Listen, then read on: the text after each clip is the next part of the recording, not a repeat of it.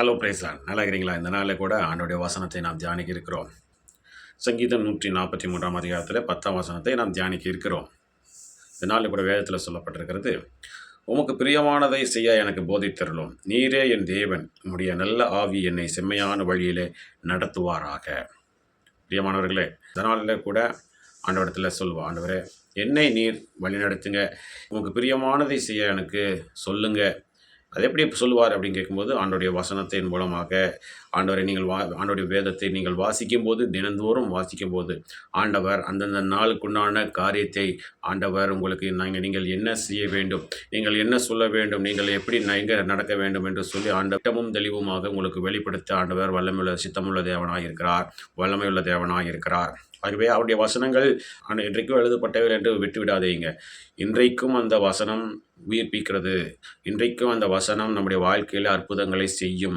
இன்றைக்கு அந்த வசனத்தை நாம் விசுவாசிக்கும் போது அந்த வார்த்தையின்படியே நம்முடைய வாழ்க்கையில் நடக்கும் என்பதை நீங்கள் விசுவாசித்தால், வேதத்தை வாசிக்கிறது மாத்திரமல்ல, அதன்படி நடக்க ஆண்டவர் எனக்கு உதவி செய்யுங்க. ஆண்டவர் நம்முடைய நல்ல ஆவி என்னை செம்மையான வழியில் என்னை கைடு பண்ணுங்க, என்னை வழி நடத்துங்க, என்னை லீடு பண்ணுங்க.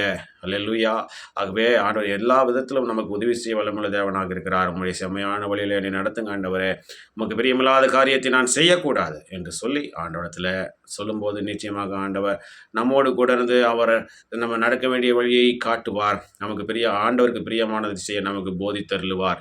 அவர் நம்மோடு இருந்து நம்ம எல்லா தீங்குக்கு விலக்கி மீட்டு பாதுகாத்து வழிநடத்த வல்லமுள்ள தேவனாக இருக்கிறார். ஒவ்வொரு நாளும் ஆண்டவரை என்னை வழி நடத்துங்க, என்னை உடைய வழியை காட்டுங்க, என்னை ஒரு செம்மையான வழியில் நடத்துங்க என்று சொல்லும்போது நிச்சயமாக ஆண்டவர் உங்களை வழி நடத்துவார், உங்களை போதிப்பார், உங்களை ஆசீர்வதித்து செம்மையான பாதையில் வழிநடத்தி உங்களை ஆஸ்வதிக்க வல்லமுள்ள தேவனாக இருக்கிறார். ஆகவே நம்மை ஒப்பு கொடுப்போம், ஆண்டவரத்தில் பிரார்த்தனை செய்வோம், விசுவாசிப்போம். அவருடைய வேதத்தை தினந்தோறும் வாசியுங்கள். அதை ஆண்டவரத்தில் ஆண்டவரே என்னோடு பேசும் என்று சொல்லிட்டு வாசிங்க. ஆண்டவர் உங்களோடு பேசுவார். ஆண்டவர் அந்த நாளுக்குண்டான வாக்கு தத்தத்தை கொடுப்பார், நீங்கள் நடக்க வேண்டிய பாதையை காட்டுவார். அதை வைத்து நீங்கள் ஜெபம் பண்ணும்போது உங்களை அந்த வார்த்தையின்படியே உங்கள் வாழ்க்கையில் அற்புதத்தை செய்து வழிநடத்த வல்லமுள்ள தேவனாக இருக்கிறார். பிரார்த்தனை செய்வோமா? துதிக்கிறோம் ஆண்டவரை, துதிக்கிறோம். எங்கள் அன்மையை செய்தான பரலோகத்தின் தந்தை, ஆஸ்வதிக்கப்பட்டதான இந்த நாளிலையும் கூட நீர் கொடுத்தபடி வார்த்தைக்காக நன்றி செலுத்துகிறோம். ஆண்டவரே, இந்த நாளில் கூட நீர் எங்களுக்கு போதித்தரு, உமக்கு பிரியமானதை எங்களுக்கு போதித்தருளுங்க.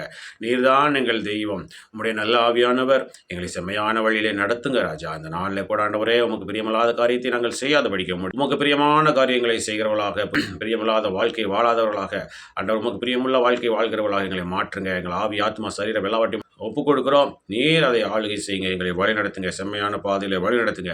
இந்த நாளில் ஆண்டவரை ஏறெடுக்குதான ஒவ்வொரு பிள்ளையோட வாழ்க்கையில் அற்புதத்தை செய்யுங்க ராஜா. இந்த நாளில் நாங்கள் செய்கிற வேலைகள், தொழில்கள், படிப்புகள், ஊழியங்கள், போக்குவரத்துகள் எல்லாவற்றிலும் உடைய கரம் கூட இருந்து உடைய கிருபையை பொழிந்தவர்களை நாமத்தை மேம்படுத்த வேணுமா? எங்களை காப்பாற்ற இயேசு கிறிஸ்து நாமத்து மூலமாக கேட்டுக்கொள்கிறோம் எங்கள் ஜீவனுள்ள நல்ல பிதாவே.